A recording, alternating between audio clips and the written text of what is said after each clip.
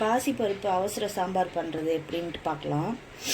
இந்த ஒரு குட்டி கப் அளவுக்கு பாசி பருப்பு, கேரட், பீன்ஸ், வெங்காயம் 2, தக்காளி 2, ஒரே ஒரு கீரின பச்சை மிளகா. சாரி, வெங்காயம் வெட்டினதுனால மூக்கு ரொம்ப டிஸ்டர்ப் ஆகிடுச்சு.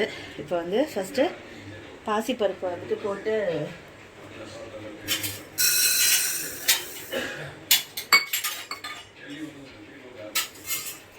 வறுத்துக்கலாம்.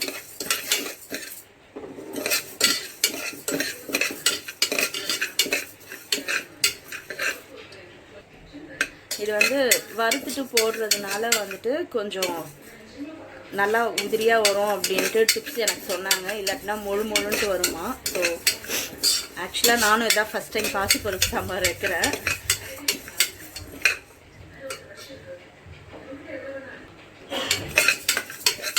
காரைக்குடி ஸ்டைல் சாம்பார், நித்யாவுடைய ரெசிபி.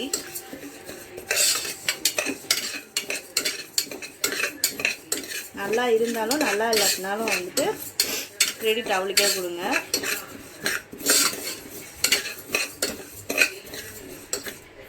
இது எப்போ ப்ரௌன் ஆகும்னு தெரியல. பட் ஸோ இப்போ பார்த்தீங்கன்னா கொஞ்சம் லைட்டான ப்ரௌனாக இருக்கும், ரொம்ப லைட்டாக. இந்த ஸ்டேஜில் வந்துட்டு என்ன பண்ணலான்னா கொஞ்சம் தண்ணி ஆட் பண்ணலாம். உங்களுக்கு சாம்பார் திக்னஸ் எப்படியோ அதுக்கு தகுந்த மாதிரி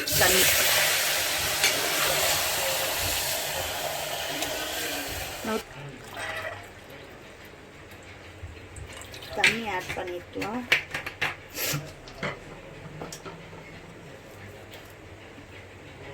மஞ்சத்தூள் தேவையான அளவு. இப்போது முன்னாடியே நான் சொன்ன மாதிரி இது அவசர சாம்பார் இல்லையா, அதனால நீங்கள் எதுவும் வறுக்க தேவையில்லை, இது பண்ண தேவையில்லை. நான் எல்லாமே டேரெக்டாக அப்படியே போட போகிறேன். நான் 2 வெங்காயம் கட் பண்ணது, 2 தக்காளி கட் பண்ணது,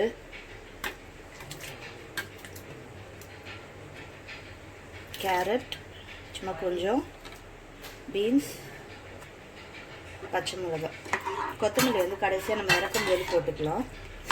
மஞ்சத்தூள் வந்துட்டு இன்னும் கொஞ்சம் லைட்டாக ஆட் பண்ணுறேன். இது வந்து ஹோம்மேட் மஞ்சத்தூள், அதனால் வந்துட்டு பார்த்திங்கன்னா இன்னும் நல்லா கான்சன்ட்ரேட்டடாக இருக்கும். முக்கியமாக உப்பு.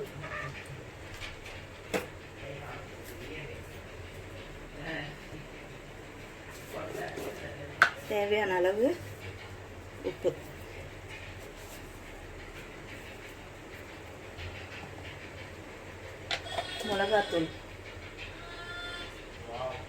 மிளகாத்தூள் இதுவும் வீட்டில் அரைச்சது, தேவைக்கேற்ப. இந்த சாம்பார் மிளகாத்தூள்னே அரைச்சி வச்சுருப்போம்ல. ஸோ கொஞ்சம் தண்ணியாக தான் இருக்குது. பாசிப்பருப்புன்றதுனால கண்டிப்பாக அந்த திக்னஸ் நம்மளுக்கு கொடுத்துரும். ஸோ இது வந்துட்டு நான் இப்போ ஒரு 3 விசில் வச்சு எடுக்க போகிறேன். எடுத்ததுக்கப்புறம் எவ்வளோ அழகாக வருதுன்னு பார்க்கலாம். மூடுறதுக்கு முன்னாடி கொஞ்சம் எண்ணெய் சேர்த்துக்கலாம். ஃப்ளேவர், இடம், மனம், சுவைக்கு. நான் பெருங்காயத்தூள் போட மறந்துட்டேன், அதையும் கொஞ்சம் போட்டுக்கலாம். வேணும்னா 2 கார்லிக்கும் வந்துட்டு நசுக்கி போட்டுக்கலாம். பூண்டு ஒரு 3 போட்டிருக்கேன், நசுக்கின பூண்டு ஒரு 3 போட்டிருக்கேன். சாதாரணமாகவே நான் பண்ணுற சாம்பாரில் வந்துட்டு புளி சேர்க்க மாட்டேன். அதுக்கு பதிலாக வந்துட்டு தக்காளி தான் ஜாஸ்தி சேர்ப்பேன். இதுக்கு வந்துட்டு புளி அவசியம் கிடையாது. ஸோ இதோடைய ஸ்டைலே வேறு மாதிரி வரப்போகிறதுனால எப்படி வருது என்னன்றதை பார்க்கலாம். சொன்ன மாதிரி 2 இல்லை 3 விசில். சரி, இறங்கிடுச்சு.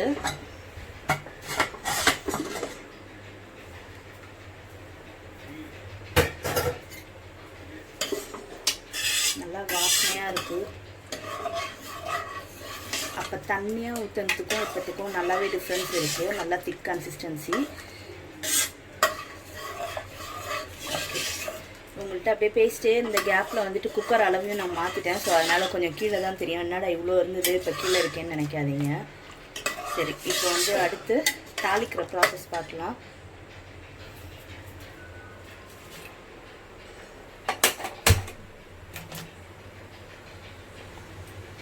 கொஞ்சம் எண்ணெய்,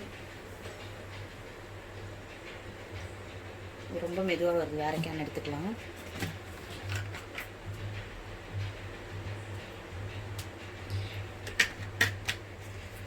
யூஸ்வலாக தாளிக்கிறது தான்.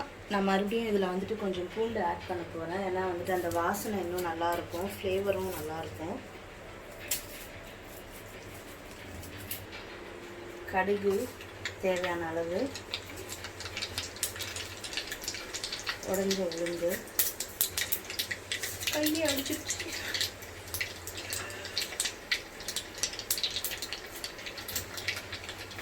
கொஞ்சம் மறுபடியும் பெருங்காயம் போடலாம், கொஞ்சமாக தான் போடுவேன்.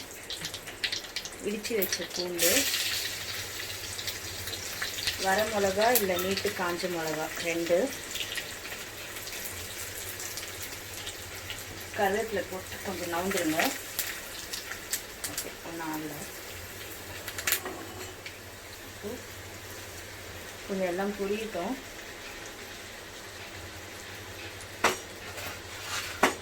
இப்போ வந்து இதில் ஆட் பண்ணிடுவோம்.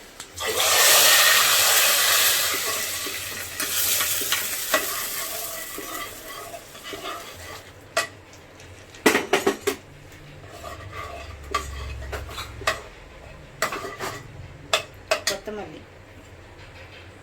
கார்னிஷ் பண்ணுறது. ஸோ சூடான பாசிப்பருப்பு சாம்பார் தயார். இன்னும் கொஞ்சம் நேரத்தில் வந்துட்டு இட்லியோட சர்வ் பண்ணி காட்டுறேன். இட்லி ஒரு பக்கம் வெந்துட்டுருக்கு. ஆக்சுவலாக சூடான இட்லி வித் சூப்பரான பாசிப்பருப்பு சாம்பார். ட்ரை பண்ணிவிட்டு எப்படி இருக்குன்னு சொல்லுங்கள். மிக்க நன்றி பார்த்ததுக்கு. சப்ஸ்கிரைப் பண்ணுங்கள். பக்கத்துலேயே ஒரு பெல் பட்டன் இருக்கும், அதை ப்ரெஸ் பண்ணுங்கள். ஆல்னு செலக்ட் பண்ணுங்கள். ஸோ தட் என்னுடைய அப்டேட்ஸ் எல்லாமே அதில் வரும். இன்னும் நிறையா டிப்ஸ்லாம் ஆட் பண்ணுறேன் நான். மிக்க நன்றி பார்த்ததுக்கு.